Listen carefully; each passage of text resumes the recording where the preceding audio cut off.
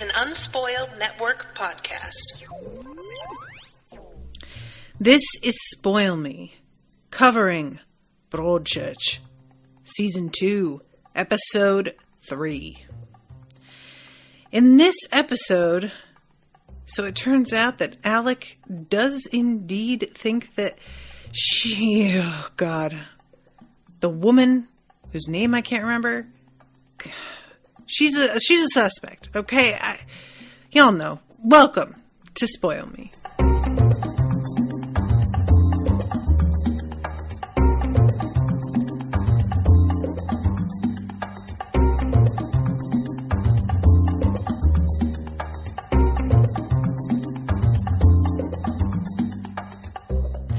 Welcome to the show, everyone. I am Natasha. Thank you very much to Jessie for commissioning this episode.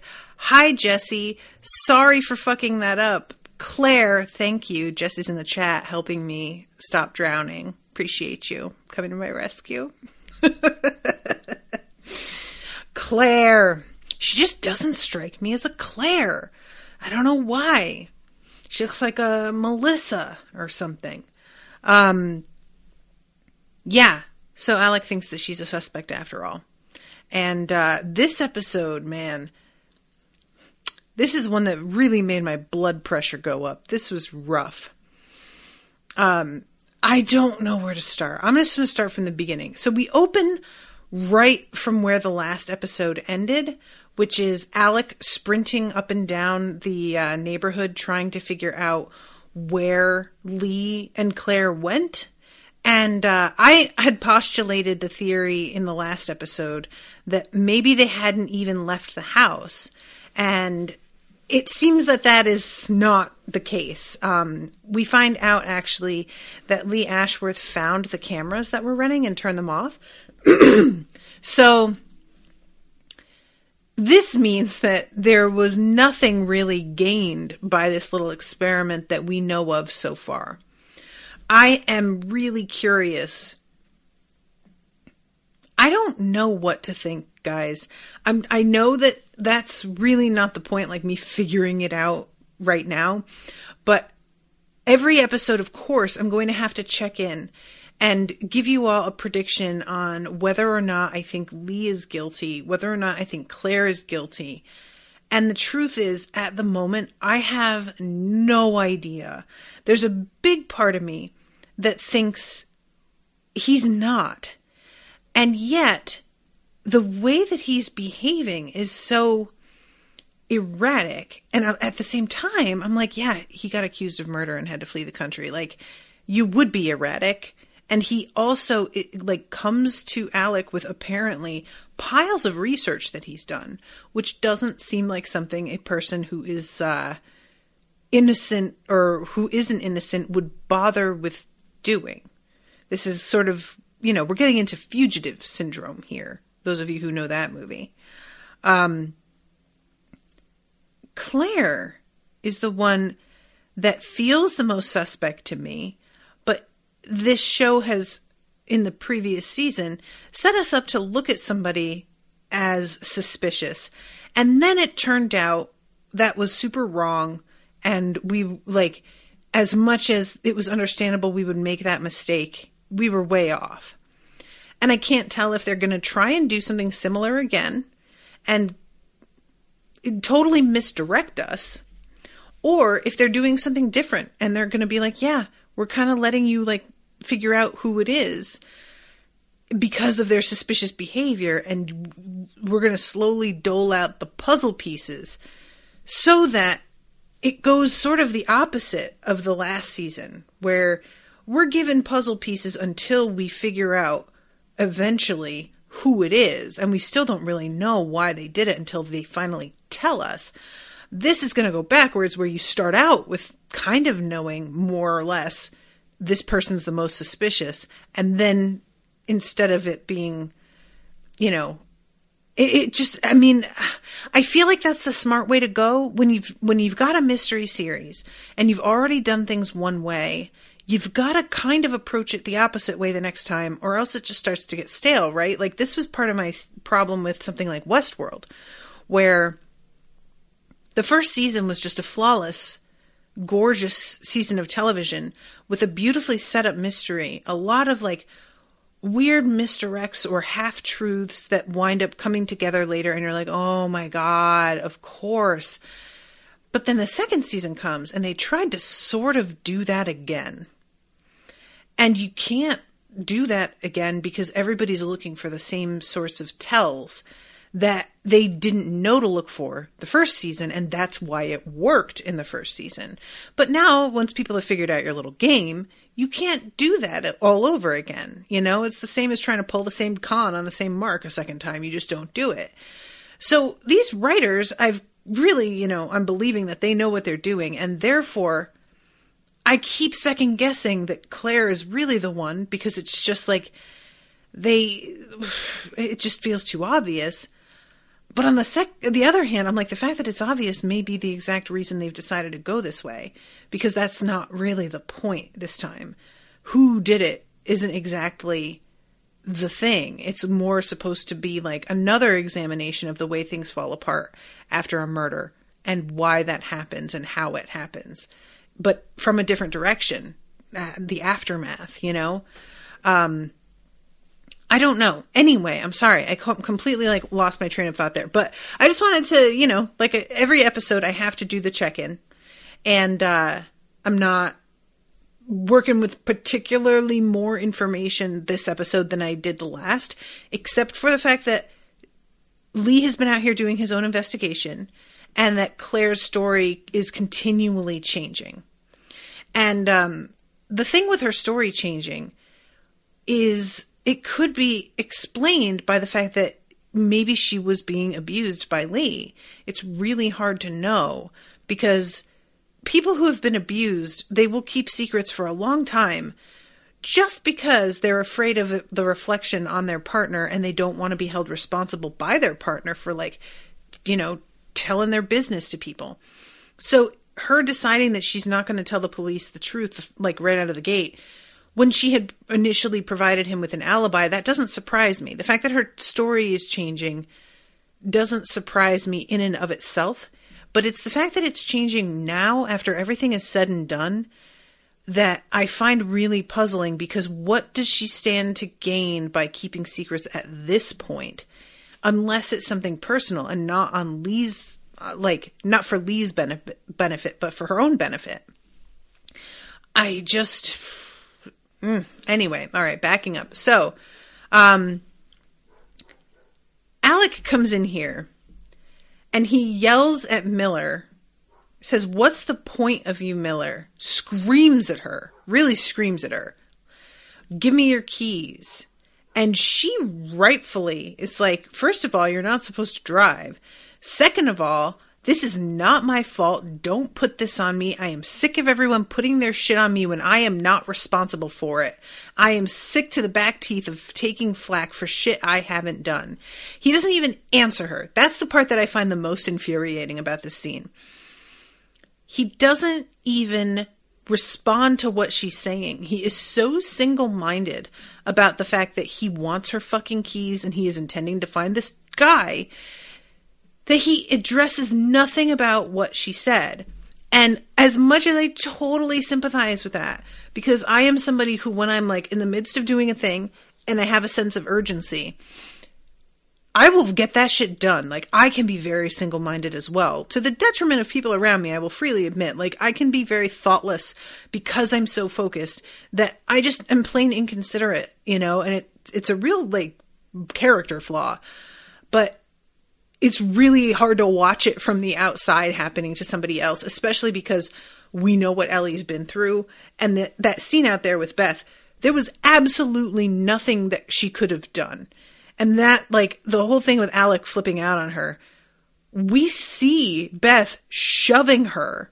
What was she supposed to do? It wasn't like she got into a really heated conversation that she could have gotten out of, that she could have stepped away from. This woman was literally trying to assault her and threatening to do further assault. So Alec is being a real dick here, is what I'm saying. And she finally just chucks the keys at him in what I found to be a very petty but satisfying moment. I hope you bloody crash and that you have a bloody heart attack when you're crashing. And I fucking... just a whole mood, honestly. He winds up going out there and he finally finds them at Claire's house. And it's just this whole, like, him trying to establish control over a situation that he really doesn't have the right to. That's what's so frustrating. Later on, Joe comes at him with a harassment claim. And as much as there's a real feeling of like, okay, this villain is just trying to make life difficult for him, if you turn it around, he's not wrong. Like, and what I'm saying is that Lee coming at this, if he is indeed innocent, which I'm beginning to believe he is, if he is indeed innocent, this is just a cop who has determined that he is going to insert himself into Lee's business for the rest of his life when he has no jurisdiction or right to do so. It does fall under the heading of police harassment. You know, we can understand exactly where Alec is coming from. We can understand his feelings on wanting to keep Claire safe, even though, as we find out later, his motives there are not as altruistic as he's making it sound. But setting all of that aside, Lee he has a case here. The only thing that restrains me from fully being on his team is how he makes Alec apologize later and really rubs it in and is kind of like, just wants to humiliate him. And even then, I can't be that mad because we never like see Alec apologize to anybody. He is such a dick all the time.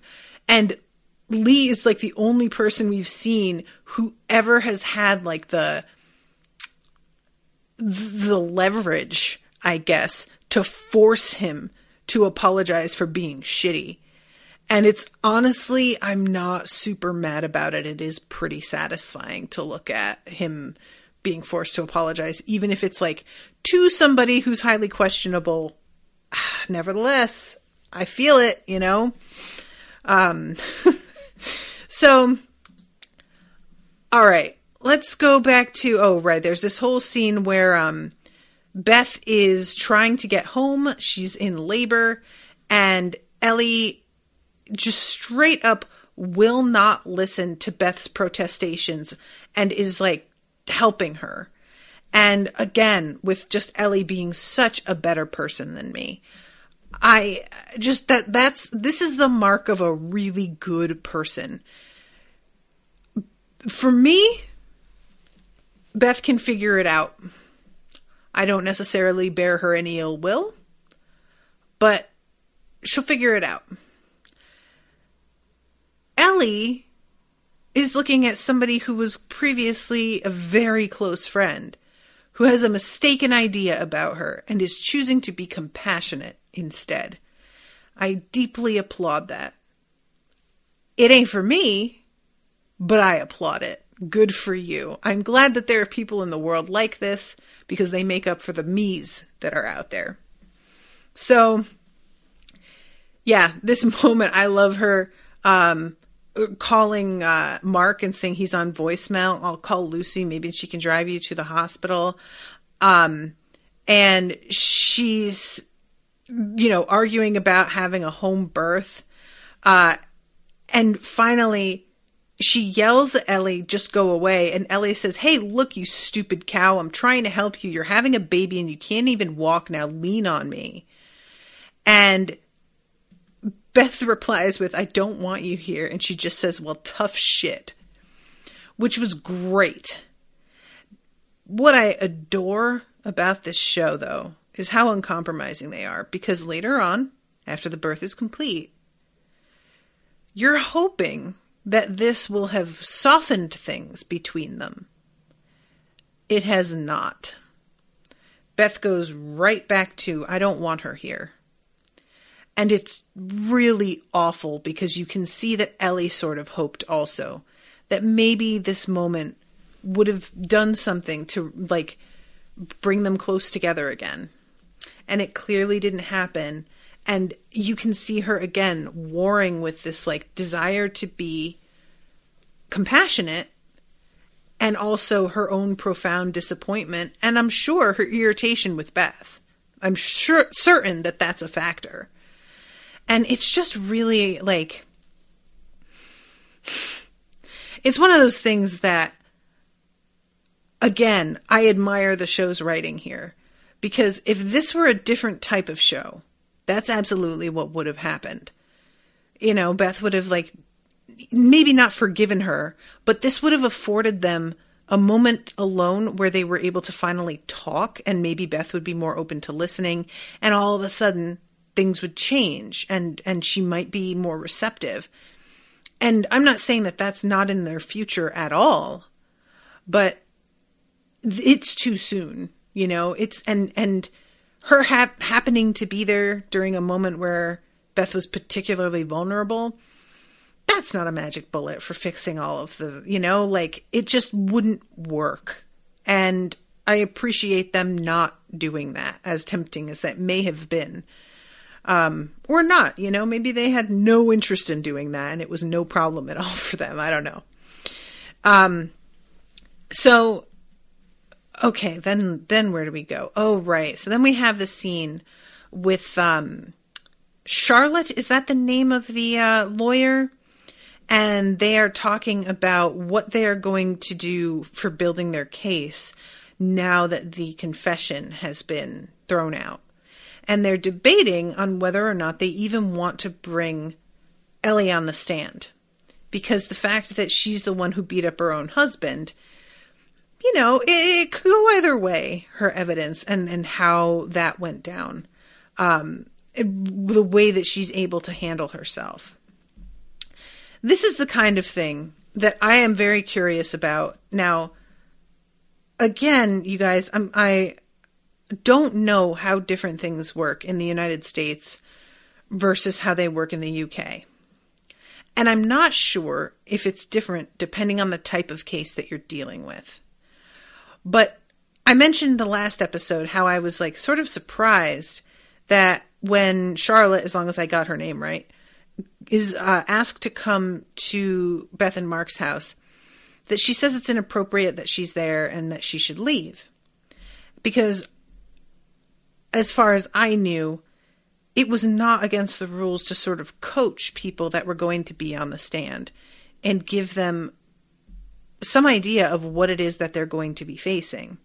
I don't know if that's something that you only do with your own clients and you're not allowed to do with other witnesses or what. And so I am really curious about that because I've read like some books that went they were fiction. So, you know, that's obviously my asterisk after, but some books that went pretty deep into building a case and preparing people for testimony.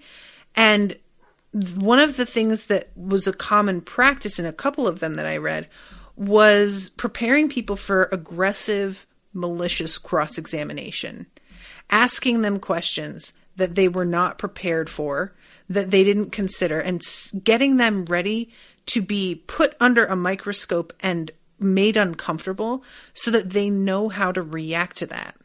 Because that's the key, is like, you have to keep your cool.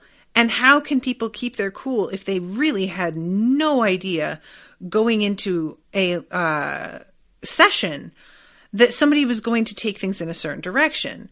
So, of course, when I say that, I'm thinking about Beth being questioned about Mark's affair. And then, as we see later, Ellie is basically accused of having an affair with Alec, which is just hilarious. It would be so funny if it wasn't so disgusting. Not disgusting that she would have an affair with him, obviously. It's just that it's just such dirty pool. And I really wonder if it's just written this way for the sake of the drama, that nobody is prepared for what is going to be asked of them, or if if there's a different set of rules in the UK and you aren't allowed to coach people the way that you are in the United States. But anyway, if anybody has info on that, I'm interested. So yeah, this basically transitions right to Sharon, I think is the other lawyer, and Fleabag. And they're doing that thing again where Fleabag's like trying to offer her expertise and her like work that she's done. And Sharon doesn't want anything to do with it. She doesn't want to like read it. She doesn't want to even really acknowledge it. She's got a really weird bug up her ass when it comes to this other woman. And I can't figure out exactly what's going on. If it's just, it's like she wants to do things exactly her own way. And she expects this other person to simply be like a lackey, but she doesn't want to treat her with equal respect or give her credit for anything. I'm really, really curious about it because like it feels like it could be personal, but also maybe not necessarily. She may just be somebody who's like got a bit of a superiority complex and doesn't think that another person is going to be like up to pulling off the things that she does. I can't tell with her how much, like, I get the feeling, and I said this before, that she's kind of a shitty person. She just feels like she doesn't give a shit about the effect that she's having on other people. And I wonder if there will be anything presented to me later to make me feel like that's not true. We do have a scene with her and her son later on, and her son's in jail, and we don't know exactly what's going on here. But she is like supposedly working on it from her end. I do not believe that her son is the person that she was on the phone with when she was having that really intense conversation in the last episode, but I could be wrong about that. It just didn't feel... The person that she had been on the phone with in that scene, it felt like she had a much more adversarial relationship with.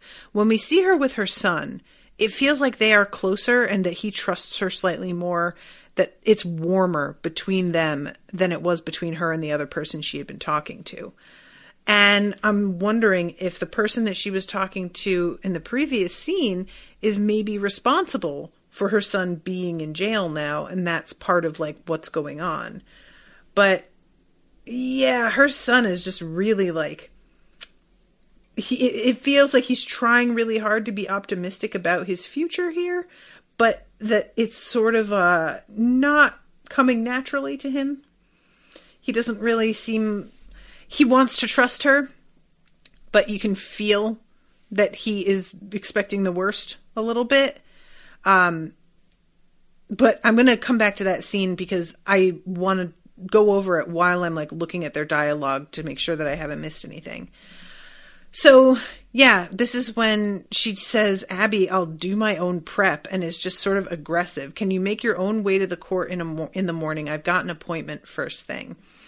And we see her like getting up at 3:30 a.m. in order to go and visit her son. So when she says first thing, she's not fucking kidding. All right. So,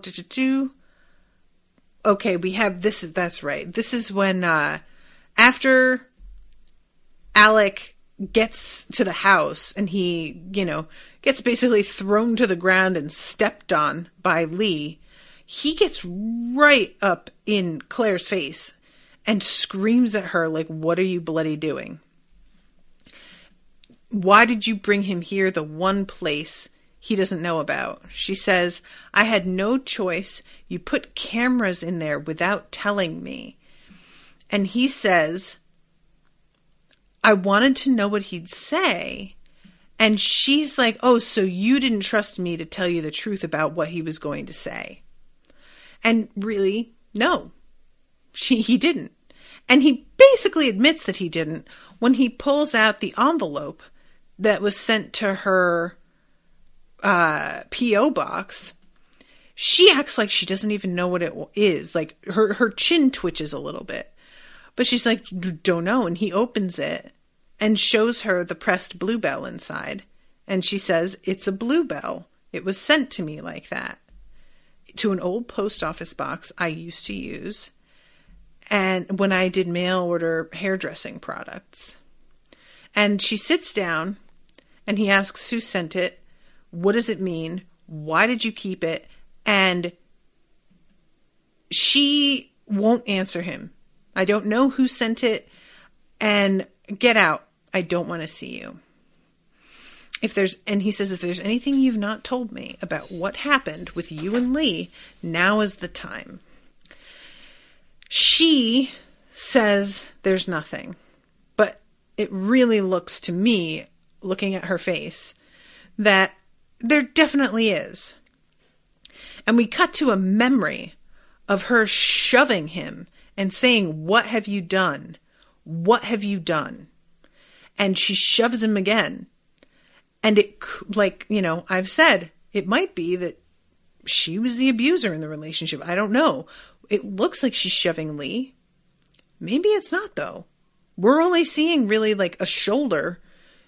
There's no determining that this is actually, you know, somebody masculine. It could be somebody feminine. And yeah, she tells him to get out. And he does. But he is not giving up, obviously. We have a moment with Ellie and Chloe in the hallway while Beth is giving birth. I really liked this. I appreciate the show going to some lengths to show us that Chloe and Mark are not on the same train that Beth is in terms of believing that Ellie knew and hating her for it. It's unclear whether Mark thinks that she knew, but I believe he doesn't. I believe that he is more willing to accept that people have things going on under their noses that they weren't aware of than Beth is willing to admit. And, you know, I had said before how Beth, she had like figured out that likely Mark was having an affair. And so maybe there was a part of her that was like, well, even when people are trying to hide stuff, I know about it. But your daughter was dating somebody older than her and sleeping with them. And your son was going out in the middle of the night and meeting up with this guy and apparently had done it several times. And you had no idea.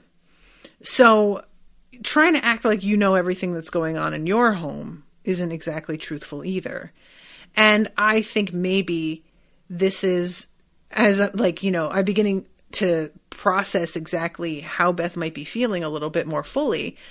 I think she's projecting a lot of her personal guilt onto Ellie. She feels inadequate as a mom because she didn't see what was going on. And so her feelings of how could I have not known have been projected outward into how could you have not known? And it's actually really not about Ellie at all. But nevertheless, I liked this scene with her and Chloe. And Chloe asks, did you really not know? Or Chloe asks, did you really not know? And Ellie says, no, I'd have done something. And Chloe says, how do you live with it? And she just says, I don't have a choice, like any of us. And she puts her hand on Chloe's leg, and Chloe holds her hand for a minute. And it's honestly a really sweet moment, and I loved it, getting to like look in her eyes and realize that, okay, at least this girl has some compassion for my situation, and I've gotten that far. That's a little bit of progress, you know. At this moment, Mark comes home, and everybody's like, where the fuck have you been? He even wants to know what Chloe's doing up so late. And then he hears Beth screaming and is like, oh my God, and like catapults up the stairs. Oh, Mark, I hope you feel like a real fucking tool bag right now. I really want Mark to get his head out of his ass. He's just doing the same shit again. You know, he's just like avoiding his family and going off to do something that feels good personally, that maybe Tom appreciates it, but you have a family of your own who suffered a huge loss. And dude, what are you doing? You know, just God. So, all right. So we have the scene where, first of all, Ellie talks to Alec and tells him about the birth. She just says that she'll see him at court, and it's after she has basically been kicked out of the house. So it's just a really emotional moment. He doesn't apologize, of course, for being such an asshole to her as he was. And the moment of, like, by the way, Beth had a girl. I don't remember if they name her in this episode. I don't think they do. They're deciding on a name. But I really liked the moment where Mark is holding up the baby. And he says, I'm your dad and we're going to take such good care of you. We're not going to mess it up like last time, is basically what he says. And it's a moment of such sadness combined with the joy of this new life. And when he says, you know, we'll get it right this time, he looks over at Beth and she's also crying. It's just, guys, this was brutal. Oh my God, I hated it.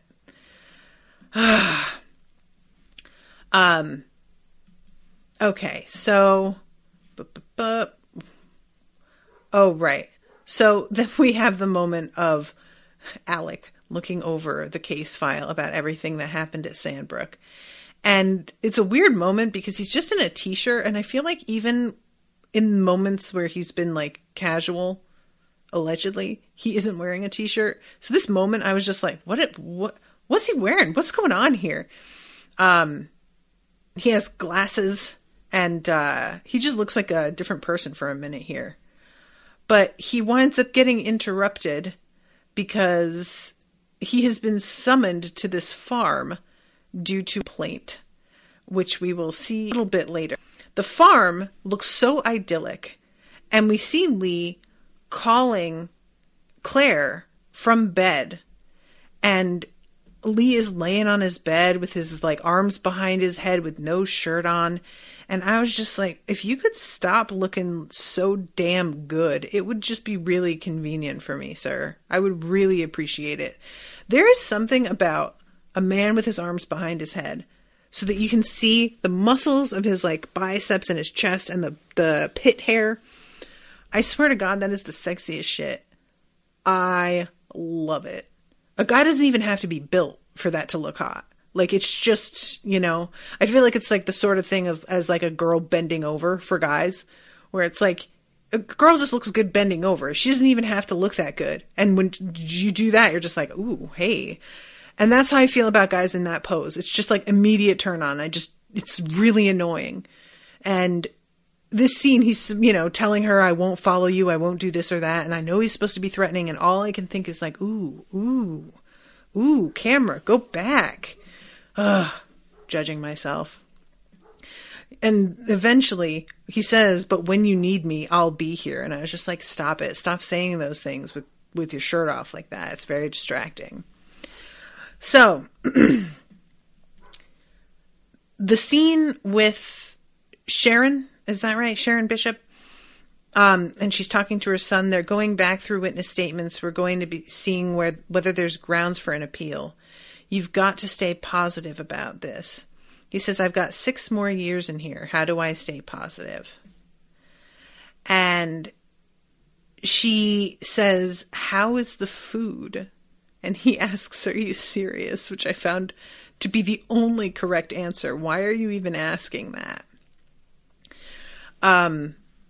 But yeah, this is like, it's a very short scene. And she gives him a hug before she leaves, and it's emotional, but we don't get a good idea of exactly what's going on here. Then we get a short scene with Charlotte, and she has gone to see her mother, who is not doing super well. She is in a home, and it turns out that their account is in arrears.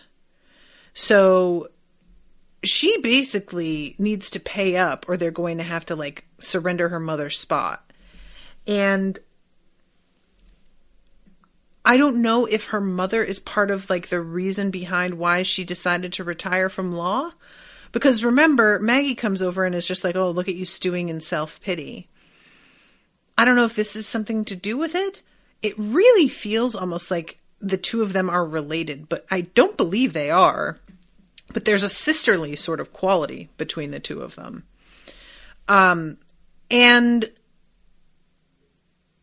basically, she like asks how her mother is doing, but ducks out completely on paying the bill. And this is one of those things that I don't know if it's just that she doesn't have the money to pay it. If she's refusing to pay it, I assume it's that she doesn't have the money. But she also has that like gorgeous house on the edge of a beach that I'm like, you may have to sell your house. I don't know what to tell you. But whenever I see people who have to duck paying for something that they owe, it's always so shocking to me how people are even able to do that. Because I have such shame that I couldn't even show my face in a place where I owed money and feel okay with it. You know, knowing even if they weren't going to say anything that they are aware, that would be enough to keep me out of there. Never mind the, director of the facility coming up to me in the hallway and being like, hey, here's a bill with a negative $12,000 fucking, line at the bottom. I guess she just must really love her mom. And that's the reason that she's like willing to come in here and suffer the humiliation. But yeah, that's pretty much all that we get of this moment here. And then we have Lee coming into the newspaper office to place a small ad for maintenance services. And he asks where the police station is here. And this is when he winds up lodging his complaint. So then we have the scene with Alec being questioned.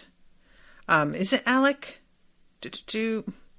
Yes. When you took possession of Mr. Miller's computer, did you find further evidence of communication between the defendant and Danny Latimer? I almost called him Lavender. And, the usual sharing of the printed emails.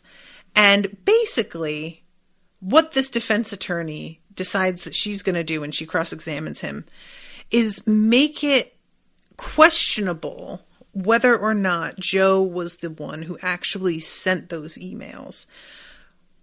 She establishes that texts might have been sent from his phone, emails might have been sent from his computer, but it was a family computer that many people had access to.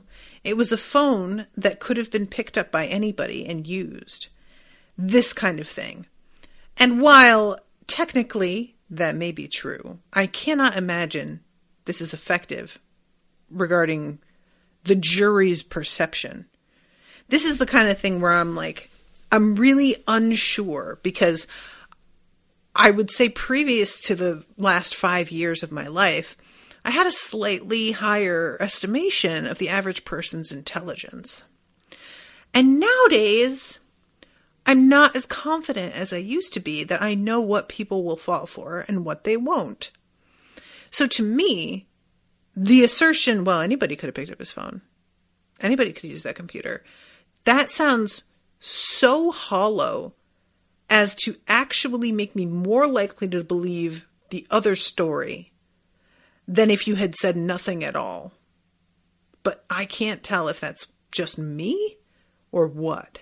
It's just, to me, it's so toothless an argument. And what bothered me so much in this scene is the fact that Alec lets it get to him. He really allows her to rile him with this line of questioning and the suggestions she's making. And I just kind of wanted him to like, and I have this feeling also about Ellie. I kind of wanted him to be a bit derisive.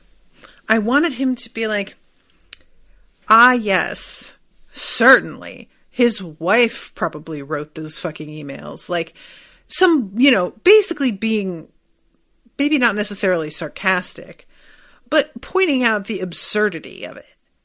And instead, he gets agitated in a way that I think reflects badly. It accomplishes the opposite of what he needs here, it was a very frustrating scene. And he comes out of there really irritated. And this is when he gets scooped up to get questioned about the harassment claim. I'd forgotten. I thought that he was at home. And he is forced to come and address Lee and apologize. And Lee looks so satisfied at the whole thing. He is just so fine. I swear to God, you guys, he's out here in his little tank top, beating poles into the ground with a giant fucking hammer, having a smoke. And I swear to God, I can't. I hate it. It's very distracting. Jessie says, the defense in these episodes has always come across as so weak and tabloidy. I'm always surprised that the judge doesn't speak up more, that there aren't more objections. That's the other thing, Jessie, is like her assertions later about how like, oh, you were having, you first of all, her questioning Beth saying, was your husband having an affair? And the judge says, you have to answer the question honestly. A lot of the time, you can object on relevance, and the judge makes a judgment call on whether or not this is relevant or you're leading to something. If somebody had objected, I don't see what argument the defense would make about relevance. She couldn't even say I'm building to a larger point, because we don't ever see the larger point. Unless it's something that she's not going to get to for another couple episodes, all it feels like is she's just trying to cast aspersions on people. And it doesn't feel like there's a thesis behind it or a suggestion of who they actually are trying to say did it. And that's the part that I have had the hardest time with so far this season, is that it's just, well, maybe that's not what happened. Maybe it wasn't like that. Without any laying of the groundwork for an alternate version of what happened. Now, what happens with Ellie, to jump ahead, is that they assert that she is having an affair with Alec Hardy, and that she gets her husband convicted or arrested at the very least, to get him out of the way so that she could continue her affair with D.I. Hardy, which is just so absurd. And I'm wondering if this isn't going to be what makes Beth realize how bad things have been for Ellie also, because Beth has to know Ellie would never. I mean, anybody who saw the way that Ellie and Alec interacted would realize there was nothing romantic going on between them. The two of them barely like each other. Like, they respect one another to a point. But, I mean, anything beyond that is just so wildly out of bounds. And so maybe this will be a thing that Beth begins to be like, okay, they clearly went after her and are trying to suggest that she did this on purpose. And I was also saying she did this on purpose, but this actually doesn't make any sense. But I wanted, because she is reprimanded in her examination, Ellie is, for not sticking to the facts. That's what Sharon says, stick to the facts. But then, Sharon does not at all stick to the facts. She presents that Ellie went to D.I. Hardy's room and was there for 2 hours. But then she formulates a whole thesis around that circumstantial evidence that has nothing supporting it. So the judge should say something. At the very least, the prosecution should object. Do objections work differently in the UK? That's another question. Because the fact that the prosecution doesn't object here is insane to me. There is nothing supporting this claim. It's wild speculation. There's no fact other than that she was in his room. And she just found out that her husband was the main suspect in a murder that he had confessed. There is no reason to think that she wouldn't go to the lead detective and want to be alone and talk to them about it. So I feel like the prosecution, she's supposed to be this brilliant lawyer, but she's not, to me, like showing her mettle at all. I feel like she's being very passive in a way I'm like, are you asleep over there? What are you doing? I don't understand the way that this is being presented, other than to make it seem like, oh, look how dirty the defense plays. But they can only get away with that if everybody around them lets them do it. And they shouldn't be letting them. There's all kinds of protests that could be made here. And on that same note, Ellie allows herself to get so agitated. And I just wanted her to just realize what they are trying to do and just start laughing. Because I don't think that's not what's happening. What do you mean? There's no evidence for that. It just sounds panicky. Now, I'm not saying that it looks great to be super arrogant and flippant either. You have to find the happy medium. But there's a way of getting across that this idea is just completely unsubstantiated as to be humorous. And I wish that everybody could keep that in mind rather than letting themselves get totally rattled. Because if there's one thing that we have seen is that they are going to go for the jugular and they're going to say shit that nobody can prove. And you've got to be like ready for that in a sort of like psychological way when you go up there. But evidently, Ellie hasn't been told about a lot of what the questioning has been like. So maybe there wasn't a way to get prepared. I guess Alec isn't able to warn her. It's weird. I don't really understand the whole thing behind what people are able to find out and not beforehand. Because she was on the investigation, but she's also his wife. So I'm not sure if that changes what she's able to, what she's allowed to know. Anyway, okay, I keep getting way ahead of myself, guys. I'm sorry. I just keep cutting to talking about what's going on with her. There's a weird scene. Oh, right. Elizabeth. Thank you. That's what Tashara is saying, that Beth and Mark named their daughter because that was her mother's name. I had forgotten to mention that Beth's mother had died. She died off camera, evidently.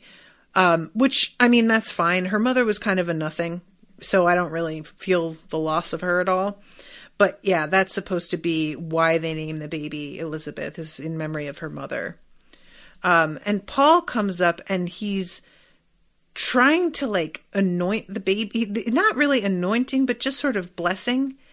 And Mark smacks his hand away and just tries to act casual about it, even though obviously Beth is upset by it. And he says, God is not in this house. Surely that's clear by now. And it's a weird thing to me that he would say this after coming to Paul for help. And he said that he wanted to keep God out of it, but then he was the one who sort of brought God up in the conversation. And it just, I don't know, it's a moment that it felt a little bit out of nowhere. I don't know if it's just him sort of coming back around and he had a moment of wanting to get faith back and now he has sort of given up on that again. Paul says that he doesn't agree that God isn't in the house, and Mark says, it's nothing against you, just keep that bit separate. And Paul says, it can't be, it isn't. And Mark says, it is for me, but you can see that as far as Beth is concerned, she's not super happy about this. So yeah, this is one of those things where I'm like, I really wish y'all would fucking talk to each other, because you obviously invited this guy over because of the new baby. You should have decided how you were going to handle this before he got there. And evidently they just hadn't talked about it at all, which I know there are people out there, couples like that, who don't talk this stuff over first. But I have just never been that way. And the idea of being with somebody that you don't feel like you can have these kinds of conversations with is just a foreign concept to me. Like, why would you want to be partnered with a person that you felt like you couldn't have basic conversations with in this way? That's like what it's about. That's the whole being a team thing that's supposed to come with marriage. Ms. T says, wait, is that 3 generations of Elizabeths? Oh yeah, I guess it would be. Yeah, because Beth as well, calling her Lizzie. So then we have this sort of weird thing. It's the scene with Claire and Ellie. And basically, Ellie is just wanting to go get drunk. And Claire is asking her, like, when was the last time you had sex? It's really a great illustration of 2 very different kinds of people. Like, because people are completely different in the way that they deal with sex. I used to be a lot more of a Claire, where I was just like, well, obviously you got to get laid and get over this guy. And that used to work. You know, that was why I was a Claire. That worked for me. But as I've gotten older, I have like, my tolerance for men's bullshit has just dropped to like somewhere around the core of the planet of the earth. And all of my interest in like using a dude to get over another dude, I happen to stumble into a perfect scenario with Owen, and I will never not be grateful for that. But if I were in a situation like Ellie's, I could never trust a dude again, and I would never want anyone anywhere near me for like years afterward. The paranoia would be unreal. And that's just like going off of me having been a pretty sex positive, and I won't say like super promiscuous, but I was willing to have one night stands. I was not precious about sex at all. Ellie was. It sounds like, you know, she had only had a couple of partners before Joe. As she puts it when she's talking to Claire, like, I never did anything like that, when Claire's talking about immediately going and sleeping with Lee Ashworth. And the scene where she's having sex with this guy and she tells him to tell her that he loves her. It's so pathetic, you guys. It's so awful. Because, like, she's trying to get something out of this that will make her feel better. Because obviously what she's trying to do right here isn't fucking working. And I sympathize with her so much. And I'm also just like, oh, girl, this was such a mistake. And Claire comes in afterwards and asks her, like, do you feel better now? And sort of nods as she's saying it, as if just assuming Claire certainly feels better, even though it's very obvious that Claire's not okay, or that, sorry, whether Ellie feels better, even though it's obvious that Ellie is not okay. And she's sort of like, you know, hunched up on her bed, staring out the window. And there's a real vibe of like, Claire just isn't picking up the cues from Ellie, and she's not paying attention to who Ellie actually is. She's just sort of assigning the same methodology to Ellie for getting over things that she would, you know, use for herself, without considering how different a person Ellie obviously is. Meanwhile, there's a scene where they're at the bar together, and Ellie takes out Claire's phone and copies several numbers that are in like the recent calls list. And she manages to copy those numbers, and she checks through like recent searches. It's really weird to look at these smartphones too and see that that used to be a smartphone and now it's not. She drops it before putting it back into Claire's pocket. And the searches are like Lee Ashworth guilty, Lee Ashworth, and like all of these things that are related. And I can't tell if she did something that will give away what she was up to, because she drops the phone. I don't know if she broke it or did anything to damage it that Claire would notice. She puts it back in her pocket. I didn't pay enough attention to see if it's the same pocket. I probably should look, actually. Let me check this now. Boop, boop, boop. Because I am really curious if Claire is trying to con Ellie, or if she, like, you know, I think she puts it in the correct pocket. Yeah, she does. Okay. I can't tell what the deal is with Claire. She's very questionable. Okay, scene with Lee where he comes into Alec's place and he shows him all of these other potential suspects. 2 dads, 2 brothers. You barely even looked at them. Alex says, yeah, we did. And he says, not far enough. Lisa told me once that Ricky made a pass at her when he was driving her home after babysitting. And Alex says, made a pass at his niece? So, yeah, new information that Alec is a little shocked by, which this guy just like, you know, went and found out himself. What about this guy seen hanging around the estate 3 weeks before? It was reported by 4 separate women. And Alex says none of this is new. And I'm like, okay, but you're not explaining away. You know, he says we can't even confirm that he existed. 4 separate women is not nothing. You know, that guy existed. You maybe can't prove who he was. But as far as I'm concerned, reports from 4 separate women is a confirmation of existence. Call me crazy. And Lee says, why would I kill a 12-year-old girl? And Alex says, why was her pendant found in your vehicle? And he says, we used to give her a lift to school as a favor to Kate. It must have come off then. And Alex says she was wearing it on the day she died. And when he says this, Lee sort of blinks a little. And this is what's making me wonder about fucking Claire. There's a sense to Lee of almost like he knows he didn't do it, but I can't help but wonder if he knows something about maybe Claire doing it. And so he has decided that he is going to do everything he can to point at, like, the finger at other men who were in the picture. But he is determined to not do anything to incriminate Claire. And this makes me wonder what the fuck that scene was where she was yelling at him, what the fuck did you do?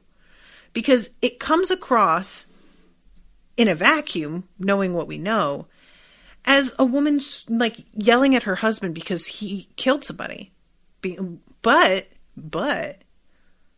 we see a moment where he's like doing something in the yard in a flashback, and he looks up at the window, and the 2 girls are at the window, and he exchanges a very flirtatious glance with the 19-year-old girl, which she appears to reciprocate. I'm wondering if he cheated on Claire with a teenager, and she found out, and that was what she was saying when she was shoving him and saying, what the hell did you do? She found out that he was like fucking a teenager. And maybe that's the reason that she killed the girl. The 12-year-old, though, I don't know. And there's also the possibility the 19-year-old girl isn't dead. They never found her body. Could it be that the 19-year-old killed the 12-year-old and then hoofed it? What motive would she have? No idea. I don't know enough about any of this. But yeah. So he leaves all of the information with Alec and tells him, look at all of this and try again. Basically, read it again. This is when Alec yells, why did you send Claire a bluebell? And he says, what? how'd I do that from France? Do bluebells even grow in France? And there's a casualness to the way he says it that makes me think he's not lying. Alec seems very unsure himself. And I'm just starting to be like, ooh, is there a whole other thing going on? Like, is there a third party that we didn't know about? So let's see, where are we going? Oh, right. We have the thing with Charlotte crashing her car. It's an odd moment where she's driving and it's her on the speakerphone and she's talking to her assistant. And she seems to be sort of having like, it's not exactly like her vision is going exactly. It seems more like well, maybe it is her vision is going and blurring. It's hard to tell because it's sort of intermittent. And when she crashes, it doesn't feel exactly like it was related to her vision. It feels more like she almost missed the turn and then she just took it too fast. So I can't tell if that was due to her vision or what.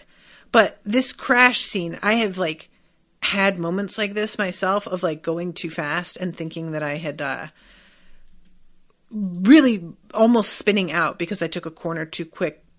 Mostly because I realized that I was lost and I was trying too hard to like find my way. But yeah, I'm not really sure what the significance of this is.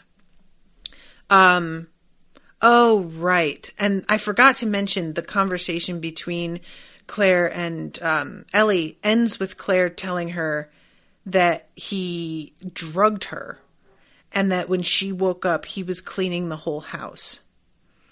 So this leads to the conversation that she has with Alec later, where she's like, this woman's a fucking suspect. You know that, right? And Alec finally admits that, yes, he does indeed know that, but he needed a third-party opinion, somebody from the outside who was more objective to run it past. Because, you know, he has had his own suspicions about her, but he couldn't tell if it was just him. And when she says, when you said you were keeping her safe from Joe, he says, no, I said I was keeping her so that she didn't abscond. And I needed to know I wasn't going mad. Ellie is super irritated that he didn't warn her that he had the suspicion already. I kind of love it because he truly allowed her to come to her own conclusions. But yeah, I really do enjoy this growth from Ellie as well, because we know from the last season, she has trouble suspecting people of things because she likes people, you know, she's a hopeful, kind person. And I enjoy getting to see her grow suspicious of a person that you can tell she also kind of likes in her way. And I like watching Alec trust her enough to put her in that situation and just let it go and watch to see how she reacts to it all, you know? So that is the end of the episode. And the next one isn't until April 6th. So it's going to be a minute, you guys. I am going to die in the meantime. I hope you all know what torment this shall be for me, but it is what it is. So thank you all again so much for hanging out with me. Thank you again to Jessie for commissioning the episode. I hope you've been enjoying the coverage. And I will see you in a month with a new episode. Until then, toodaloo, motherfuckers.